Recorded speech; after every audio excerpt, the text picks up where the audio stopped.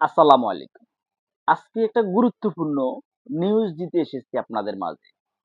নিউজটি হচ্ছে রামগতি থেকে ২৫ লক্ষ টাকা হাতিয়ে নেয়ার অভিযোগ। উদাও বেটার লাইফ অর্গানাইজেশন নামে একটি ভুয়া এনজিও। প্রিয় বন্ধুরা আসলে আমরা তো অনেক সময় আ টাকার লোভে পইড়া যাই বা অনেক সময় অনেকে এত সুন্দর ভাষায়, সুমিষ্টি ভাষায় এমনভাবে কথা বলে আমাদের বিশেষ করে গ্রামগঞ্জের মা-বোনদেরকে তারা আকৃষ্ট করে তারা অনেক সময় অনেক লোভ লালসা দেখিয়ে অনেকের টাকা এভাবে হাতিয়ে নিয়ে যাচ্ছে থেকে বা অনেক আগ থেকে সেটা শুনে এসেছি। আসলে আ এখনো বর্তমানে আমাদের এই সমাজে বিশেষ করে আমাদের গ্রামগঞ্জে এমনও মা-বোনেরা আছে এখনো এত অসচেতন যেটা বলার মতো না। কিস্তি দিবে বলে, লোন দিবে বলে বিভিন্ন রকম লভ্যাংশ দেখিয়ে এই এই দিনের পর দিন, বছরের পর বছর আ এমন ব্যক্তিরা আসে মাঝে মাঝে আইসা গ্রামগঞ্জে বাড়িয়ে গিয়ে অনেক সময় আমাদের মা-বোনদেরকে বিভিন্ন রকম লোভ লালসা দেখিয়ে অনেক সময় অনেক টাকা-পয়সা আ ভর্তি করবে বা সদস্য বানাবে বলে অনেক সময় অনেক টাকা-পয়সা নিয়ে যাচ্ছে। আসলে আমরা সচেতন হইতে হবে।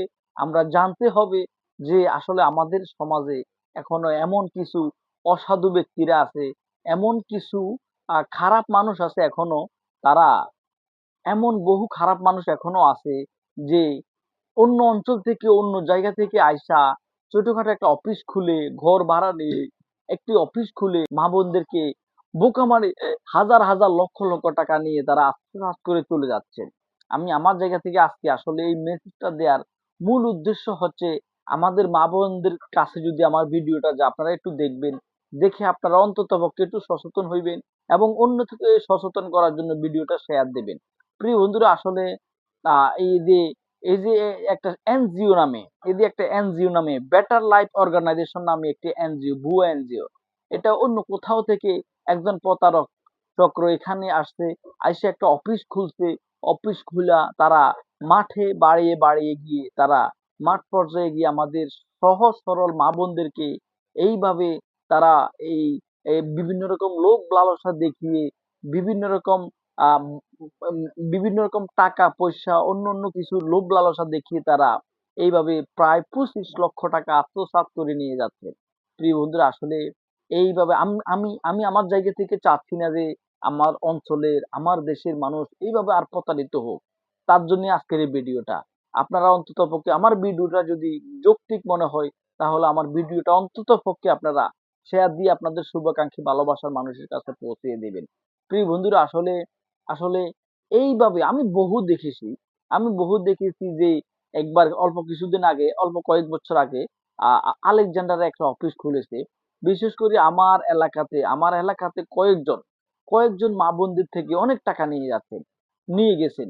এইভাবে প্রতিটা পাড়ায়, মহল্লায় তারা এইভাবে টাকাগুলা এভাবে দুর্নীতি কইরা ২ নাম্বারি কইরা এইভাবে মানুষ মা-বোনদেরকে এইভাবে এই ভুলভাল বুঝিয়ে এইভাবে মা-বোনদেরকে তারা এভাবে বিভিন্ন রকম লোভ লালসা দেখিয়ে তারা হাজার টাকা, লক্ষ টাকা তারা এভাবে করে নিয়ে যাচ্ছেন। আপনারা অবশ্যই সচেতন হইতে হবে।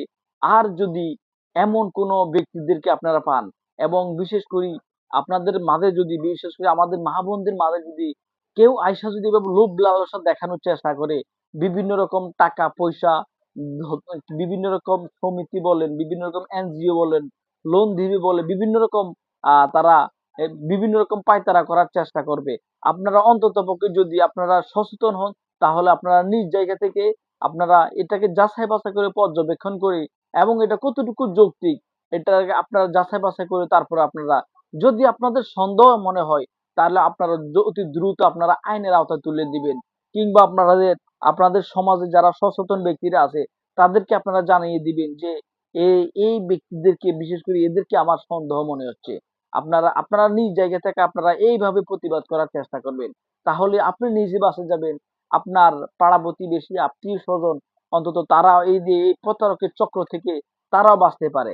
প্রিয় বন্ধুরা আসলে আজকের মূল আমি তুলে ধরার চেষ্টা করেছি যে আমার আমার এলাকার, আমার মহল্লার, আমার পাড়া প্রতিবেশী, আমার আত্মীয়-স্বজন অন্তত আমার দেশের মানুষ, আমার ইউনিয়নের মানুষ, আমার গ্রামের মানুষগুলো যাতে করে এইভাবে প্রতারিত না হয়।